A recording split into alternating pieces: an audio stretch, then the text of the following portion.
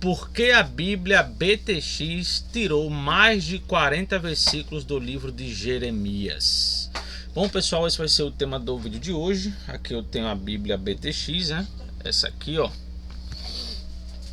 Eu tenho ela física aqui, né? A Bíblia textual, né? Essa Bíblia no Antigo Testamento, ela foi traduzida com uma metodologia um pouco diferente das nossas traduções que nós temos, né? Ela se utilizou de muitos textos que nossas traduções não utilizaram, e aí ela acabou trazendo muita novidade em termos de leitura. Então, quando você vai ler, por exemplo, aí alguns livros, você encontra uma série de textos, palavras, frases, versículos que não existem nessa tradução. Mas por quê? Por que ela fez isso, certo? Então eu vou trazer aqui para vocês todos esses versículos que estão omitidos, né, do livro de Jeremias, e vou explicar o porquê que ela fez isso, certo? Mas antes que eu comece a comentar sobre essa questão, peço que você se inscreva neste canal se você não é inscrito, deixe o seu like, compartilhe se você puder e quiser, claro, né? E aí, caso você tenha interesse em fazer um curso de grego do Novo Testamento, você pode pegar aqui na página do meu Instagram, né? O meu contato é esse aqui, certo? O nome da página é esse aqui, né? Exegese Bíblica. O link está aqui na descrição, caso você queira seguir lá. Sempre estou postando lá alguma coisa relacionada à teologia, beleza? Então, caso você queira seguir, é só você seguir lá, né? E caso você tenha interesse em fazer um curso de grego do Novo Testamento, você pode pegar aqui o meu contato ou falar diretamente lá na minha página, certo? Então é basicamente isso. Também temos o curso de hebraico, tá? Mas ele está aqui na parte de membros deste canal nível 2. Então, caso você queira fazer parte, é só você assinar aí o nível 2 da parte de membros, tá? Você paga apenas R$20 mensais, beleza? Bom, pessoal, vamos lá, né? Não esquecendo aqui, né? Essa aí é a matéria de crítica textual que eu fiz. Caso você queira adquirir, é só você falar comigo. O meu contato está aqui na descrição deste vídeo, como eu já mencionei, beleza? Uma matéria aí que tem mais de 200 páginas, né? Só sobre crítica textual, e trazendo ali, claro, uma metodologia que geralmente não é falada em manuais de crítica textual que nós temos em português, certo? Então é isso aí, vamos lá para o tema do vídeo. Bom, gente, vamos lá, né? Aqui nós temos o livro de Jeremias, capítulo 2, logo no primeiro versículo do capítulo 2, como vocês podem ver, ó. O versículo 1 não existe, ele já pula para o versículo 2, 3, 4 e aí ele continua, certo? Mas o versículo 1, como vocês podem ver aqui, está omitido. Então façam aí as contas de quantos versículos são, tá? Então já que já temos um, né? O segundo nós achamos aqui, ó, em Jeremias capítulo 7, versículo 1. Veja que aqui ele também já traz uma omissão do versículo 1, e aí ele já pula para o versículo 2, versículo 3, 4, 5, 6, e aí ele continua a leitura normal, certo? Lembrando que eu só estou mostrando aqui os versículos, tá? Mas existem frases, palavras, né? Metade de versículo inteiro, 80% de um versículo omitido, tá? Mas aqui eu só estou mostrando os versículos, certo? Então o capítulo 7, versículo 1, né, também está aí omitido. Aqui nós temos o capítulo 7, versículo aqui, ó, 27, certo? Também está omitido, né, como vocês podem ver. E aí ele continua, né, 28, 29, 30 e assim sucessivamente, tá? Então já temos 3, certo? Capítulo 7, né? Partindo aqui agora para o capítulo 8, esse aqui é o capítulo 8, né, versículo 10b a 13a estão, né, omitidos. Então aqui você tem versículo 11 e 12 completamente omitidos. A parte B do versículo 10 e a parte A do versículo 13, né, também estão aí omitidos, como vocês podem ver. Então praticamente temos aqui mais 3 versículos, né? Aí temos, cadê? Deixa eu ver aqui se eu passei demais, se não, é isso mesmo. Bom, aqui nós já temos, ó, mais 2 versículos omitidos. Aqui é o capítulo 10, tá? Aí tem o versículo 6, 7 e 8 omitidos. O versículo 10 está omitido. Então veja, ó, aqui eu tenho 6, 7, 8 e 10, mais 4. Então veja, só aqui a gente tem mais 4 versículos omitidos, certo? Continuando, o 11, né? Aqui é o capítulo 11. O 11, ó, você tem o versículo 7 e o 8a omitido, certo? Esse aqui é o 8b, ó, essa parte aqui, ó, mas não o tenho cumprido. Essa parte existe, mas a parte A não existe. Então, o versículo 7 e o versículo 8, parte A, omitidos, né? Do capítulo 11.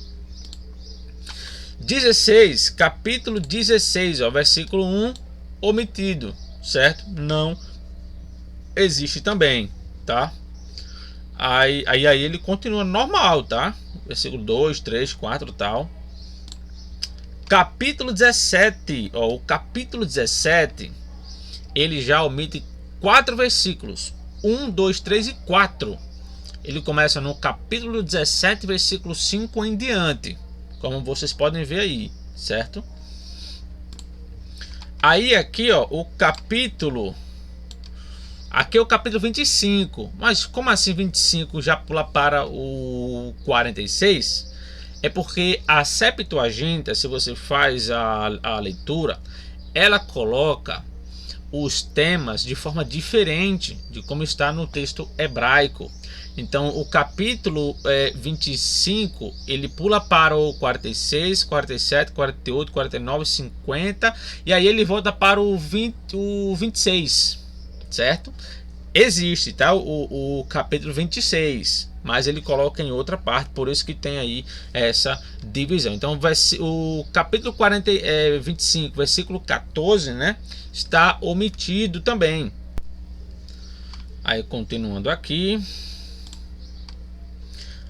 ó, o versículo 46, o versículo 26, tá? Do capítulo 46. Então, o capítulo 46, versículo 26 está omitido, como vocês podem ver aqui, ó, certo? Completamente omitido. Aí nós temos os versículos 46 a 49a. Isso aqui é do capítulo 51, tá? Então, capítulo 51, versículo 46, 47, 48 omitidos, e a parte A do 49 também está omitido. Então ele continua aqui, ó, 49 parte B, certo? E aí ele vai continuar a leitura, né? Como a gente pode ver aqui. Aqui, ó. Deixa eu aproximar mais a tela aqui para vocês verem aí, tá vendo? 46 a 49.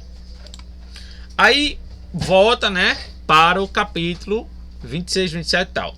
No capítulo 27, versículo 1, como vocês podem ver aqui, ó, está omitido também, né? Aí nós temos o capítulo 27 ainda, versículo 22, versículo 20, 21 completamente omitidos, e o versículo 22 parte A omitido. Então existe só o 22 parte B, certo? Quantos versículos já estão aí omitidos, né? Vão aí contando, tá? Aí aqui eu tenho o versículo 6, ó, do capítulo 29, isso aqui é o capítulo 29, tá? Versículo 6, omitido. Eu tenho o capítulo 30, como vocês podem ver aqui, ó, capítulo 30, versículo 10 e 11, omitidos. Eu tenho o capítulo 33, do verso 14 ao verso 26, todos omitidos. Veja que coisa interessante. Ou seja, aqui temos praticamente 12 versículos omitidos, né? Olha só quantos versículos já foram aqui omitidos. Capítulo 52, verso 2 e 3, omitidos também, como vocês podem ver aqui, ó, certo? Então, mais um texto aí omitido da Bíblia BTX, tá? Esse aqui é o capítulo 52, tá? O 52 ele também vai omitir ali o verso 28 a verso 30, certo? E aqui a gente, deixa eu ver se tem mais alguma coisa. Não tem. Pronto. Então aqui a gente finaliza, né? Todos esses versículos foram omitidos da Bíblia BTX. Mas por que foi omitido? Aí agora vem a explicação, tá? O que acontece? No Antigo Testamento, nós temos o texto hebraico massorético, que é esse aqui, baseado na Bíblia Estudgartensia. Esse texto hebraico é esse texto que dá base para nossas traduções em português, certo?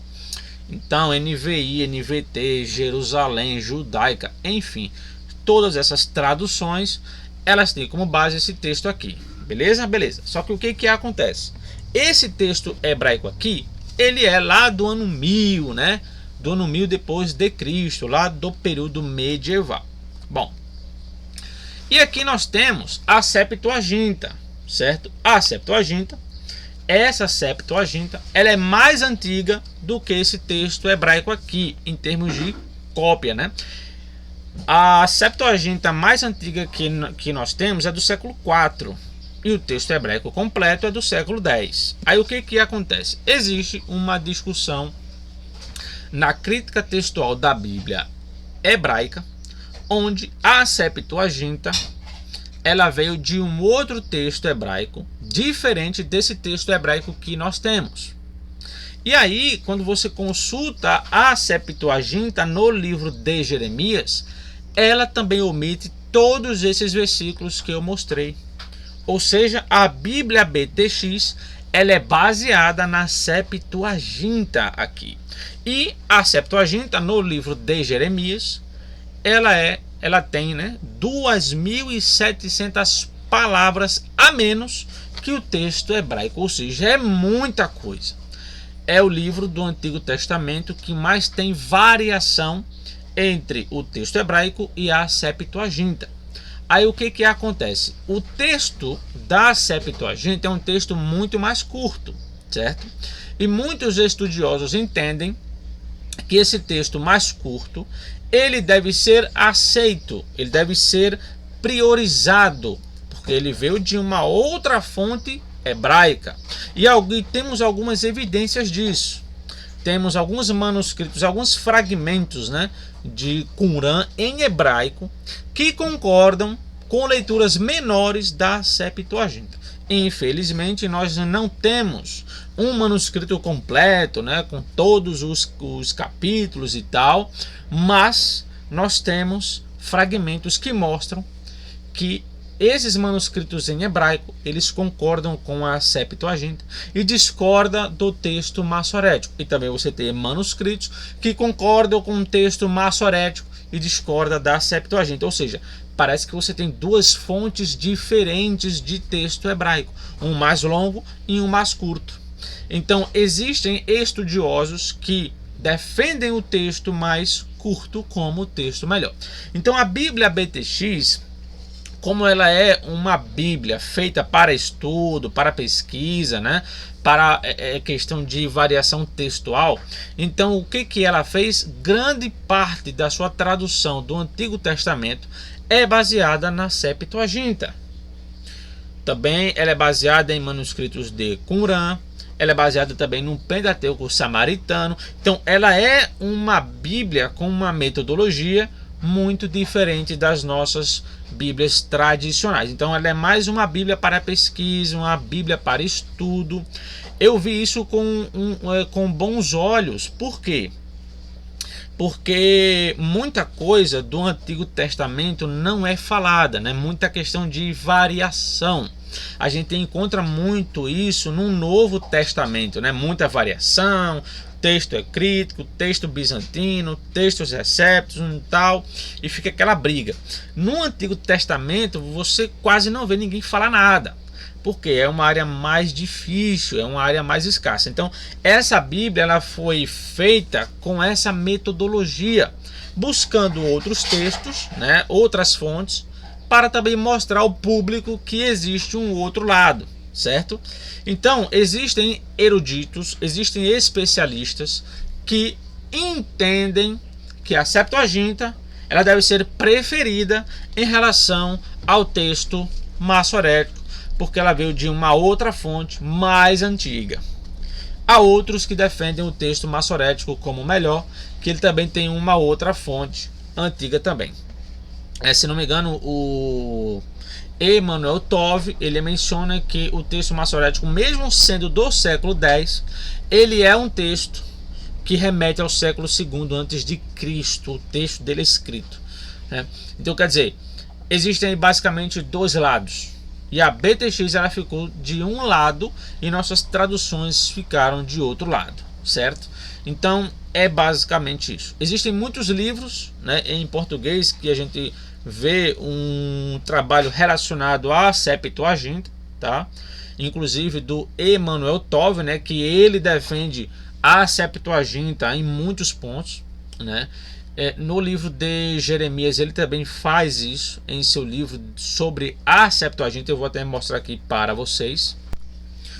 Por exemplo, esse aqui, ó, a Bíblia Grega e Hebraica, ensaios reunidos sobre a Septuaginta. Esse livro aqui ele é fantástico porque ele vai trabalhar exatamente esse tema aí que eu trouxe nesse vídeo hoje, né? Falando aí do livro de Jeremias, ele vai falar sobre outros livros, como é o caso de Juízes, Josué. Mas é bom você ter conhecimento de grego e também conhecimento de hebraico. Por quê? Porque aqui ele vai colocar os dois textos em hebraico e muitas vezes ele não traduz.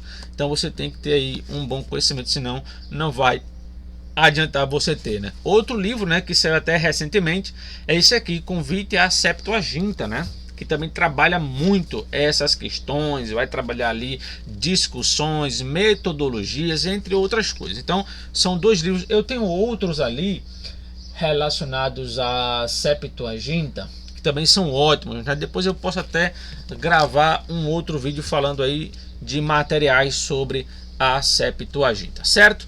Então, por esse motivo, foi que a Bíblia BTX tirou todos esses versículos e também frases, palavras, enfim, certo? Então, caso você tenha essa Bíblia, agora você compreende, caso você tenha ela e não tenha entendido porque ela fez isso, agora você sabe, certo? Então é isso, pessoal, que Deus abençoe a todos, espero vocês no próximo vídeo e até lá.